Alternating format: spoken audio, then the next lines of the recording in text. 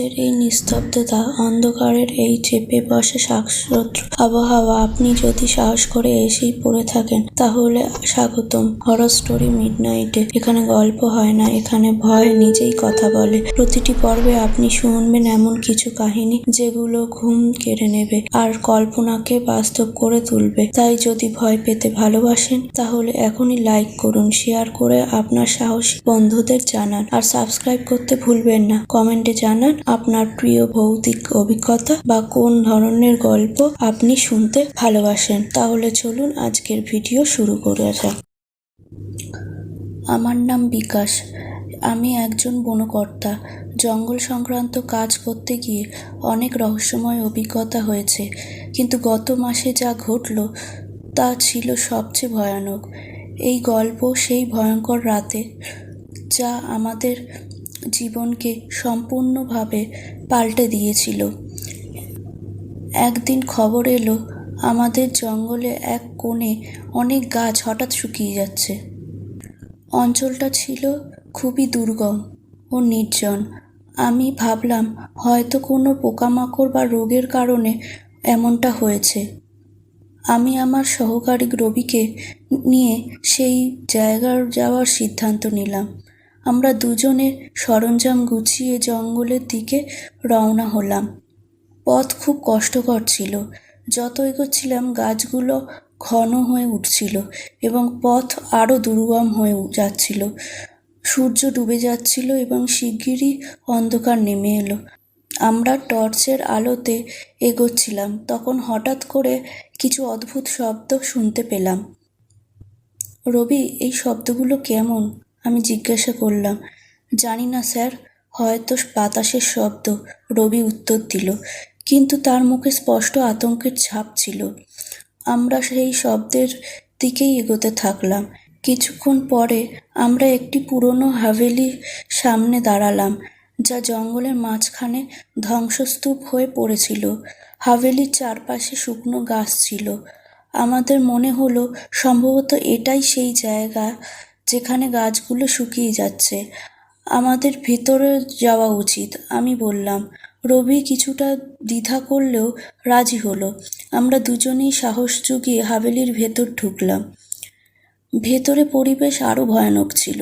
দেয়ালে ধুলো, জাল এবং প্রতিটি পায়ে মেঝে কেঁপে উঠছিল। হঠাৎ করে আমরা একটি শিশুর কান্নার শব্দ শুনতে পেলাম। আমরা ভাবলাম হয়তো কোনো শিশু এখানে আটকা পড়ে গেছে। আমরা সেই শব্দ অনুসরণ করে এগিয়ে গেলাম। একটি ঘরের কোণে একটি ছোট্ট শিশু বসেছিল, যার পিঠ আমাদের দিকে ছিল। বাচ্চা, তুমি এখানে কি করছো? আমি জিজ্ঞাসা করলাম। সে ধীরে ধীরে ঘুরল। তার চোখ লাল ছিল এবং মুখে একটি ভয়ঙ্কর হাসি। আমি দেখলাম যে তার দাঁতগুলো লম্বা আর ধারালো। আপনারাও কি এখানে আটকে পড়েছেন? সে এক ভয়ঙ্কর কণ্ঠে জিজ্ঞাসা করল। আমার গায়ে কাঁটা দিয়ে উঠল। রবি ভয়ে আমাকে ধরে ফেলল এবং আমরা দুজনেই পেছনে সরতে লাগলাম। তখনই ঘরের দরজাটা জোরে বন্ধ হয়ে গেল। আমরা দরজা খুলতে চেষ্টা করলাম, কিন্তু সেটা খুলছিল না। ছেলেটা আমাদের দিকে এগিয়ে আসছিল। তার চোখে একটা অদ্ভুত জলজলে ভাব ছিল। তোমরা এখান থেকে বাঁচতে পারবে না, সে বলল এবং হঠাৎ করে অদৃশ্য হয়ে গেল। দরজাটা আপনা থেকেই খুলে গেল। আমরা দুজন দৌড়ে হাভেলি থেকে বেরিয়ে যাওয়ার চেষ্টা করলাম, কিন্তু বাইরে বেরোনোর সাথে সাথেই বুঝতে পারলাম আমরা আবার ঠিক একই জায়গায় চলে এসেছি যেখান থেকে শুরু করেছিলাম।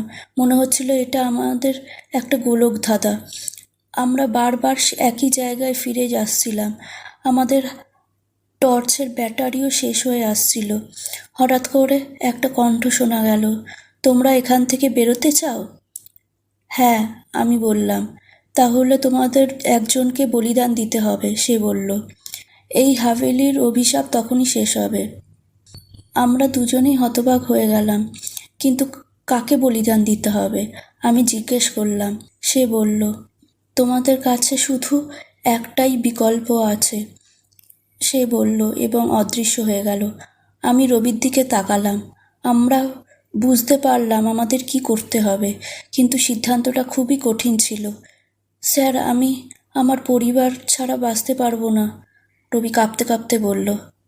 আমি বুঝি রবি, আমি বললাম, কিন্তু আমাদের কিছু একটা করতে হবে। হঠাৎ আমার মাথায় একটা চিন্তা এলো। আমি আমার পকেট থেকে একটা ছোট ছুরি বার করলাম এবং নিজের কবজি কেটে দিলাম। রক্ত পড়তে লাগলো। আমি সেই হাভেলি মেঝেতে ফেলতে লাগলাম। হয়তো এই বলিদানই যথেষ্ট, আমি বললাম। ধীরে ধীরে হাভেলির পরিবেশ বদলাতে শুরু করলো।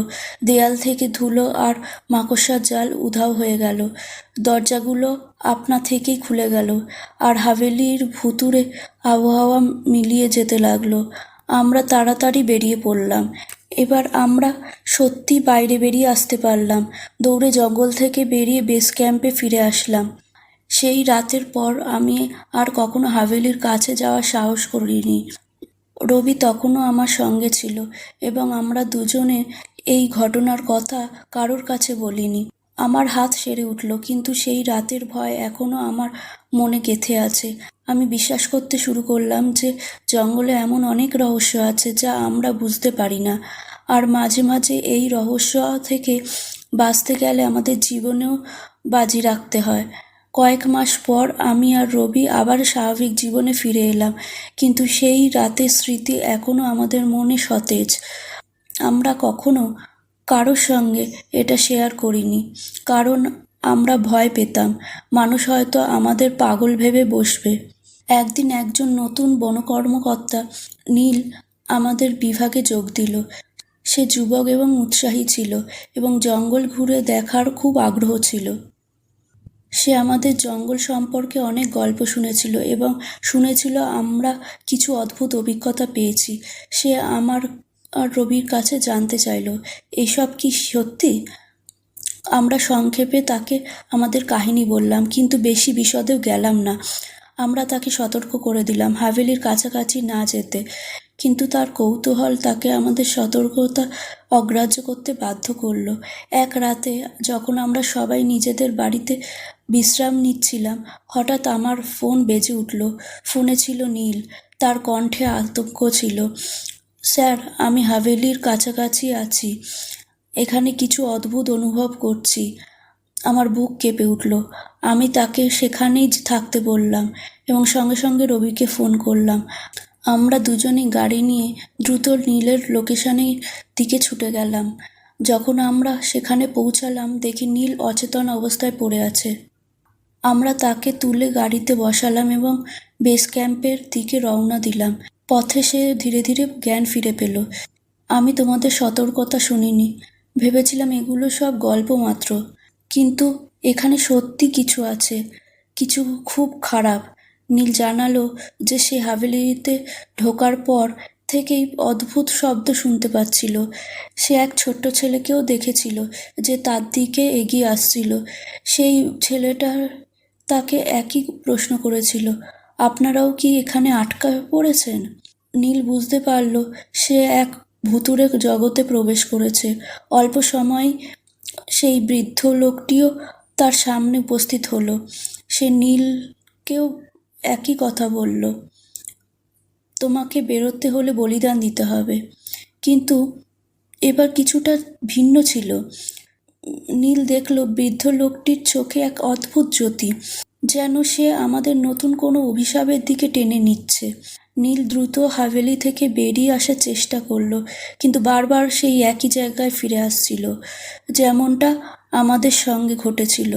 আমরা নীলকে বুঝিয়ে বললাম যে এই জায়গাটা সত্যি অভিশপ্ত এবং আমাদের এড়িয়ে চলা উচিত, কিন্তু সেই রাতের ঘটনা আমাদের ভাবতে বাধ্য করলো, হাভেলির অভিশাপ কি সত্যি শেষ হয়ে গিয়েছিল, নাকি এটা ছিল কেবল শুরু? পরবর্তী কয়েকদিনে আমরা লক্ষ্য করলাম বেস ক্যাম্পের আশেপাশে গাছগুলোও আস্তে আস্তে শুকিয়ে যাচ্ছে। এগুলো সেই একই লক্ষণ যা আমরা হাভেলির পাশে দেখেছিলাম। আমরা বুঝলাম যে অভিশাপ এখনো সক্রিয় এবং এটা আমাদের দিকেই এগিয়ে আসছে। আমরা সিদ্ধান্ত নিলাম আমাদের কিছু একটা করতে হবে। আমি, রবি এবং নীল মিলে একটা পরিকল্পনা করলাম। আমাদের আবার হাভেলিতে ফিরে যেতে হবে এবং কোনোভাবে এই অভিশাপকে চিরতরে শেষ করে দিতে হবে। আমরা তিনজন নিজেদের জিনিসপত্র গুছিয়ে নিলাম এবং এক রাতে আবার হাভেলির দিকে রওনা দিলাম। এবার আমরা আগের চেয়ে ভালোভাবে প্রস্তুত ছিলাম। আমাদের সঙ্গে ছিল বেশি আলো এবং কিছু ধর্মীয় বস্তু যা আমাদের একজন দিয়েছিলেন। যখন আমরা হাভেলির কাছে পৌঁছালাম আবার সেই অদ্ভুত আওয়াজ শোনা যেতে লাগলো। আমরা 3জন সাহস করে হাভেলিতে প্রবেশ করলাম। ভেতরের পরিবেশ আরও ভয়ানক ছিল। দেয়ালে অদ্ভুত চিত্র আঁকা ছিল আর বাতাসে এক অদ্ভুত গন্ধ ছড়িয়েছিল। আমরা আবার সেই বৃদ্ধ লোকটিকে দেখলাম। এবার সে আমাদের সতর্ক করে বলল, তোমরা এটা শেষ না করলে এই অভিশাপ তোমাদেরও গ্রাস করবে। আমরা সাহস নিয়ে সেই ঘরে পৌঁছলাম যেখানে আগে সেই শিশুটিকে দেখেছিলাম। সেখানে এখনও রক্তের দাগ ছিল। আমরা সেখানে ধর্মীয় গ্রন্থ রাখলাম এবং মন্ত্রপাঠ শুরু করলাম। হঠাৎ হাভেলির দেয়াল কাঁপতে লাগলো এবং এক বিকট চিৎকার শোনা গেল। আমরা দেখলাম শিশুটির আত্মা হাভেলির এক কোণে এক অদ্ভুত আকৃতির রূপ নিল। সেই আকৃতি ধীরে ধীরে ঝাপসা হতে লাগলো এবং তারপর অদৃশ্য হয়ে গেল। আমরা তাড়াতাড়ি হাভেলি থেকে বেরিয়ে এলাম। বাইরে এসে দেখি হাভেলি ধ্বংস হতে শুরু করেছে। দূর থেকে দেখি সেটি ধীরে ধীরে মাটির নিচে মিলিয়ে যাচ্ছে। সেই রাতের পর আমরা বুঝলাম জঙ্গলের শান্তি ফিরে এসেছে। শুকনো গাছগুলো আবার সবুজ হয়ে উঠল এবং অদ্ভুত আওয়াজও বন্ধ হয়ে গেল। আমরা নিশ্চিন্ত হলাম আমরা অভিশাপকে শেষ করতে পেরেছি, কিন্তু সেই রাতের স্মৃতি আমাদের মনে চিরকাল রয়ে যাবে। আমরা উপলব্ধি করলাম প্রকৃতি ও তার রহস্যের প্রতি সম্মান থাকা অত্যন্ত জরুরি। আর মাঝে মাঝে এই রহস্য থেকে বাঁচতে গেলে নিজের জীবনকেও বাজি রাখতে হয়।